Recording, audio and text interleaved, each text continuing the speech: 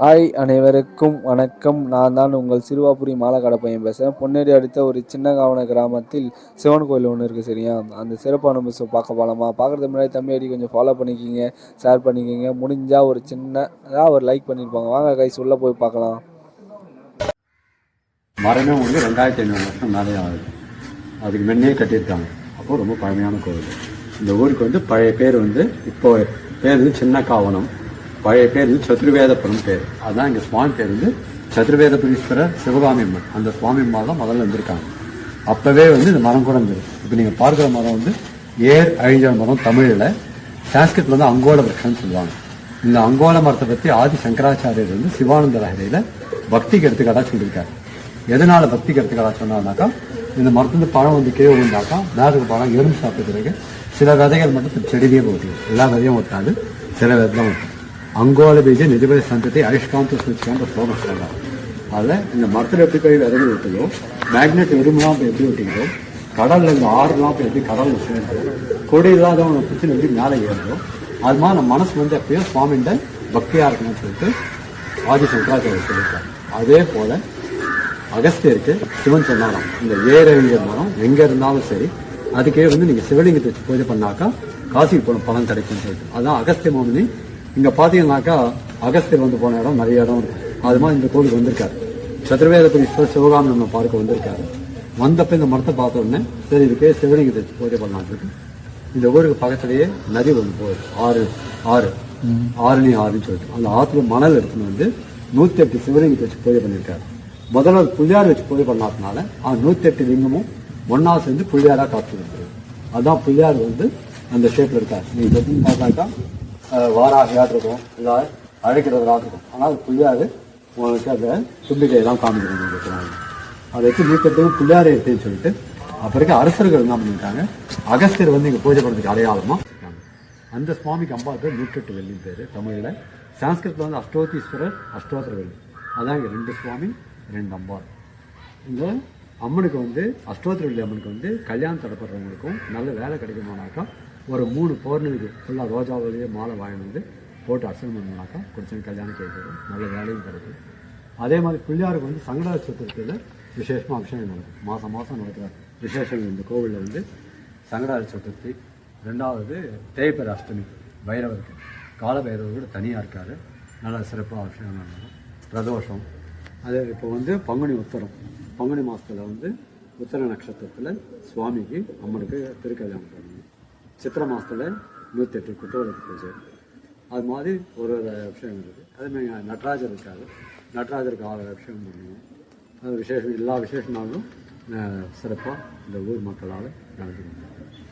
இங்கே வரணுன்னாக்கா சென்னையிலேருந்து ட்ரெயினில் வந்துடலாம். எப்படி போய் ட்ரெயின் ஏறினீங்கன்னாக்கா அங்கே பொன்னேரி ஸ்டாப்பில் நாங்கள் இறங்கிட்டு அங்கே ஆட்டோ வச்சுன்னு வந்துடலாம். சரி, அதே மாதிரி இந்த கோவில் வரது போட்டுலாம். இந்த மரம் வந்து 2500 வருஷத்துக்கு மேலேயே ஆகுது. ஏன்னாக்கா இந்த கலையை காமிக்கணும் பாருங்கள். இந்த கலை பார்த்தீங்கன்னாக்கா இதுதான் வந்து 2500 3000 வருஷம் மரம். இந்த 3 பாருங்கள், அதுலேருந்தே வந்துருக்குது. இது வந்து 80 வருஷம் ஆகுது. இந்த மரம் வந்து 80 வருஷம் கிட்ட ஆகுது. இந்த சைடில் இந்த கலை வந்து 40 வருஷம் ஆகுது.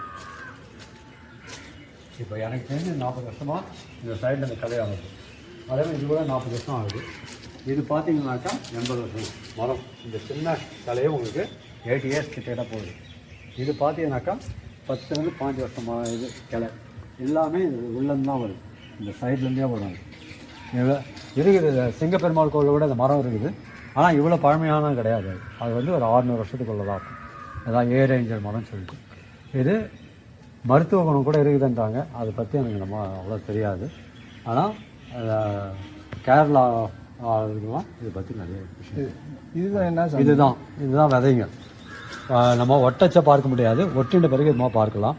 இதையும் இப்போ வரப்போகுது சீசனு, அந்த பழத்தையும் பார்த்தாக்கா அதுங்களுக்கு அதே பார்த்தாக்கா ஒரே மாதிரி இருக்கும். இப்போ அப்படியே செடியில் பாருங்கள், ஃபுல்லாக பூ மட்டுமே இருக்கும், எல்லா இலையும் கொட்டிடும். அங்கே அப்படியே எடுத்துக்கலாம்.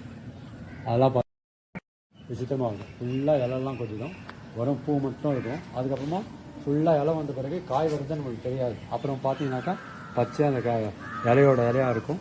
அப்புறம் பழம் கழுத்து கீழே விழுவும். நிறைய பேர் சாப்பிடுவாங்க, எடுத்துன்னு போயிடுவாங்க.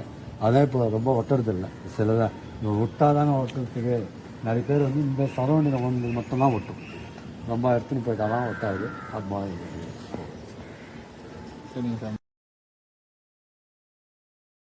பாருங்க, அதுலேருந்தே வந்துருக்குது இது. இது வந்து 80 வருஷம் ஆகுது. இந்த மரம் வந்து 80 வருஷம் கிட்ட ஆகுது. இந்த சைடில் இந்த கிளை வந்து 40 வருஷம் ஆகுது.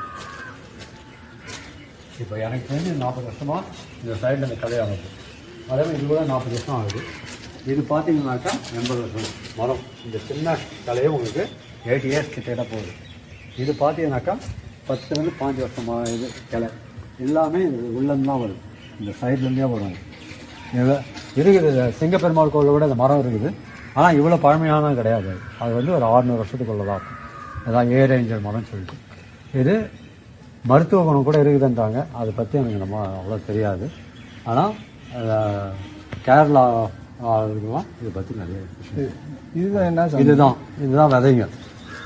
நம்ம ஒட்டச்ச பார்க்க முடியாது. ஒட்டின பிறகு இதுமா பார்க்கலாம்.